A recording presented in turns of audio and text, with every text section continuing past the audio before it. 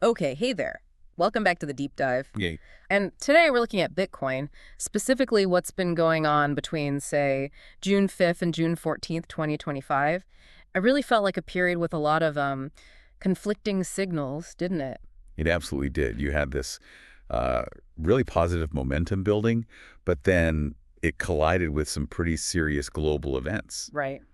So our goal in this deep dive, what pushed Bitcoin up, what pulled it back down, and what does that friction tell us, especially if you're trying to get a handle on this market? So let's start with the positive stuff. Early June, say up to around the 12th, things were looking pretty good, yeah. What was driving that? Yeah, the sources definitely showed an upward trend then. A few things were lining up. Big picture-wise, there was this growing hope globally about maybe interest rate cuts coming. Okay, lower rates, helping riskier assets. That's often how it works.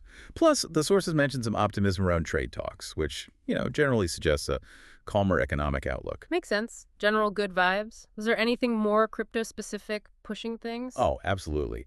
And the sources highlighted this as pretty significant. There was a lot of buzz about potential changes in U.S. crypto policy. Ah, the regulatory angle. Exactly. Specifically, expectations around former President Trump maybe taking a more, let's say, crypto-friendly stance. That kind of talk in the U.S. tends to really boost market sentiment. Okay, so a mix of macro hope and crypto politics. How high did Bitcoin actually get during this phase? Well, the price action was pretty strong. The sources show it pushed clearly past that big $100,000 level. Which is a huge psychological barrier. Definitely. And it didn't just stop there. It went up towards $107,000. And around June 10th, the sources noted it was even testing $110,000 briefly. Wow, testing 110K, that's serious momentum. But was it just sentiment or was real money moving in? What did the sources say about the drivers? That's where the institutional story gets really interesting in the material. The sources emphasized continued heavy inflows into those U.S. Bitcoin spot ETFs. Right, the ETFs, we've talked about those before. Big numbers. Yeah, huge. And that trend just kept going into June. Positive net inflows. Okay, just remind us quickly, what does that ETF inflow really mean for Bitcoin? Well, basically, these ETFs are like regular investment products, traded on stock exchanges, but they hold actual Bitcoin. So when billions flow in, it means big players, institutions, maybe pension funds are buying Bitcoin through channels they understand and trust. It's like traditional finance getting seriously involved. Gotcha. So it's opening the door for a lot more capital. BlackRock's EPF, the one called iBeat. The sources reported that by June 10th, it held, get this, 662,500 Bitcoin. Wow. 662,500. That sounds like a lot. It is. The sources framed it as really symbolic. It's over 3% of all the Bitcoin that will ever exist. Over 3% in just one ETF. Yeah. More than many big crypto exchanges hold, more than most corporations. It just shows, these traditional giants aren't just testing the waters. They're taking major positions. That's a powerful underlying driver. Okay, that definitely paints a bullish picture. Institutional buy-in, did the price charts themselves show anything interesting, technically speaking? The sources did mention some technical analysis. Specifically, a bounce Bitcoin made around the $103,000 level earlier in June. Okay. Well, one analysis highlighted in the material pointed out this bounce looks similar to one back in October 2024. And after that previous bounce, Bitcoin apparently went on a big rally. So seeing support hold again at 103K was seen by some as, potentially setting the stage for new highs. History repeating, maybe. Interesting. So strong fundamentals, institutional cash, positive technicals, but then things shifted, right? Around June 13th, what happened? Exactly. The positive mood kind of hit a wall on the 13th. And this was purely down to events happening on the world stage, geopolitics. Was this the specific news? The sources point to the news that Israel had conducted airstrikes on facilities in Iran. That immediately spiked tensions in the Middle East. And the market reaction, I assume it wasn't good. No, not at all. The sources say it was immediate and sharp. Bitcoin and the wider crypto market just sold off quickly. How much are we talking? Bitcoin dropped over 4% in just one day. It fell back below that $103,000 support level we just mentioned, dipping towards $102,000. Ouch.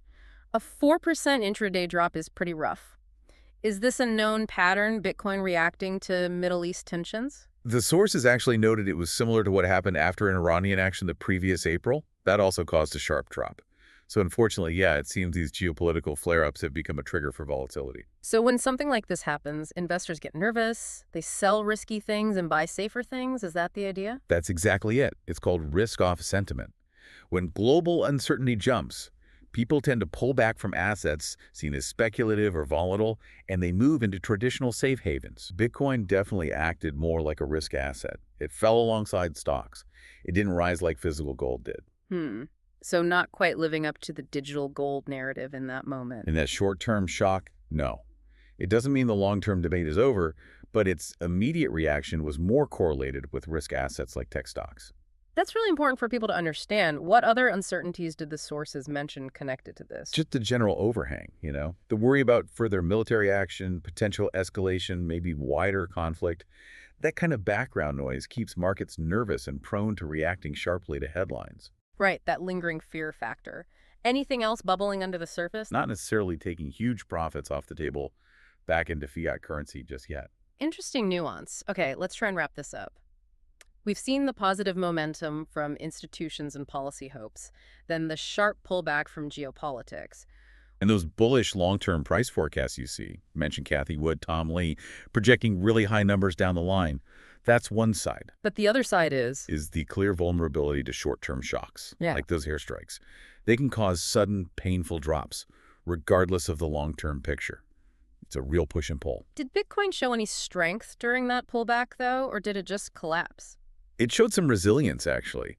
The sources noted that even with the drop, it did manage to stay above $100,000 and found buyers around that $103,000 level again. So it bent, but didn't completely break, suggesting some underlying demand was still there. For the medium term, watching those support levels like 103K and keeping an eye on whether ETF inflows continue might give some clues. And longer term? Longer term, the fundamental story institutions, adoption that the sources highlight, still looks strong. That supports the potential for growth over time. It really feels like these 2 weeks captured Bitcoin's essence. Huge potential, but tied closely to unpredictable world events. That's the friction, yeah.